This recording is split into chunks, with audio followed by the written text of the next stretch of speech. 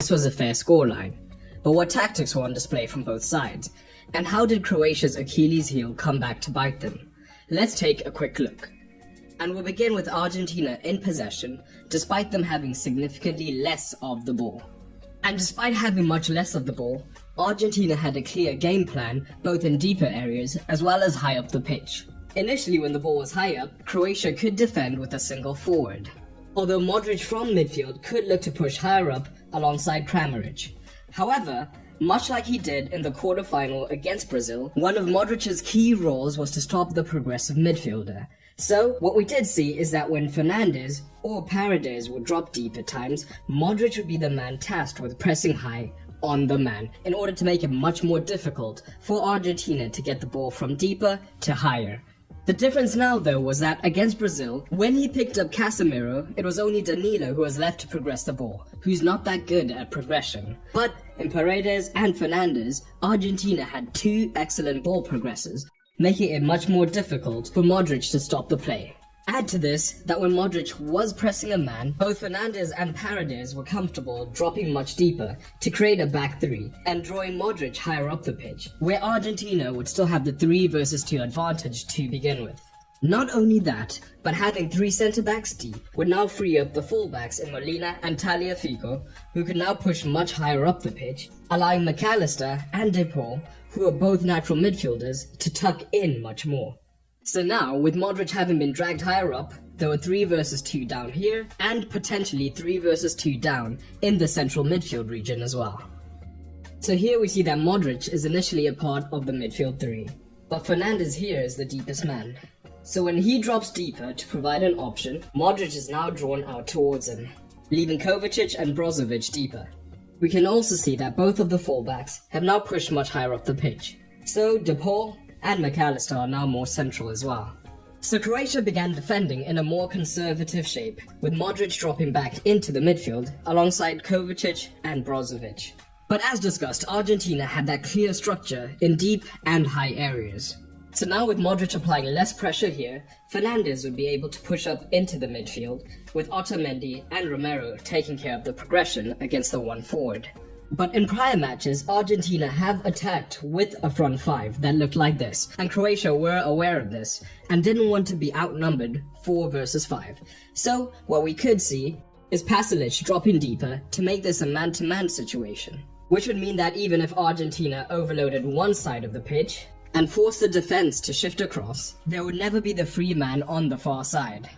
This was coupled by Croatia moving into an extremely narrow 4-man midfield, with Perisic tucking right in, so that the centre was heavily protected with this midfield 4. So Pasalic on the far side helps to make it a back 5, and Perisic will tuck in to make it more of a midfield 4. But Argentina looked to fight fire with fire. So, where Croatia had this midfield 4, rather than pushing McAllister and Messi high up the pitch, both operated as more traditional midfielders for the most part during this match, so that Argentina tended to have a man advantage in the midfield, meaning that space could always be found somewhere, especially as the threat of Alvarez's pace in behind could push the backline deeper. So with the 5 versus 4 advantage at times, we did see Messi have even more influence in this game than he has so far at the World Cup, meaning that he had the most touches for the team, most key passes, and most dribbles, facilitated by this system. And to add to that, at times when Messi was in these zones, Guardiola was quite aggressive in looking to push up on him, so this could leave space in the backline, where runners could look to take advantage of the space created. But again, football is a game of moments, and all 3 Argentina goals were not necessarily from a tactical master plan, but just the sheer quality of players like Julian Alvarez, and more pertinently Messi, who has the ability to turn the game at the drop of a hat. But Croatia weren't bad by any extent, so what did they do? Messi wasn't really pressing in this match, so Croatia could get out from the goal kick pretty easily. And Argentina maintained this 4-4-2 shape even in deeper zones. And against the front 2, if they needed an extra man, Brozovic would drop in. But again, Messi wasn't pressing, so they could cope with just a 2-man defense. And even Kovacic was often able to pick the ball up just outside of Messi. So Brozovic dropping deep wasn't needed for the most part.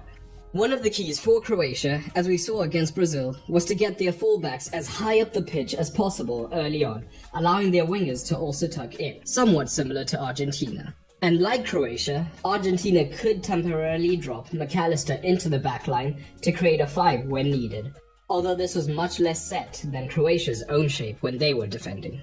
And the reason that Croatia is usually able to keep possession so well, as they did in this match, is because they have 3 outstanding deep midfielders, in Kovacic, Modric and Brozovic. So in order to accentuate their advantages in the wide regions, all 3 tend to move as a unit onto one side of the pitch, allowing them to keep the ball easily amongst the 3 of them, whilst facilitating movements higher up the pitch.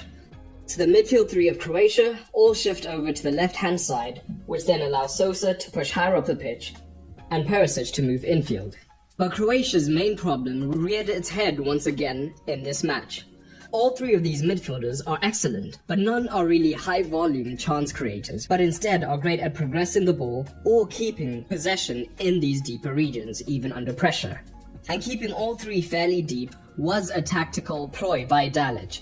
So at times it was difficult to find a man between the lines who could be found to actually get Croatia into goal-scoring positions. At times when Perisic did move inside, this would free up Kramaric to be the man who would then drop in. But Kramaric is not a natural attacking midfielder, although he can operate in these regions. This is made worse by the fact that their shape means that it is the fullbacks who are in 1 versus 1 situations, and neither fullback is particularly good at getting past a man with the ball at their feet to then get a cross in. And if they did, having Kramaric dropping deep to be the progressive option would make that harder. So, Dalic's substitutions reflected this.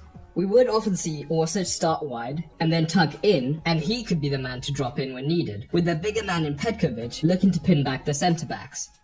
Perisic starting at left-back could then push up, and now he would be in the 1 versus 1 situation. And although that's not his forte, he's better in those scenarios than Sosa is. And now with the genuine forward in the box, if he had gotten past his man, he would have a man to cross to. But that's not how things worked out in this match. So Argentina have reached their second final in 3 World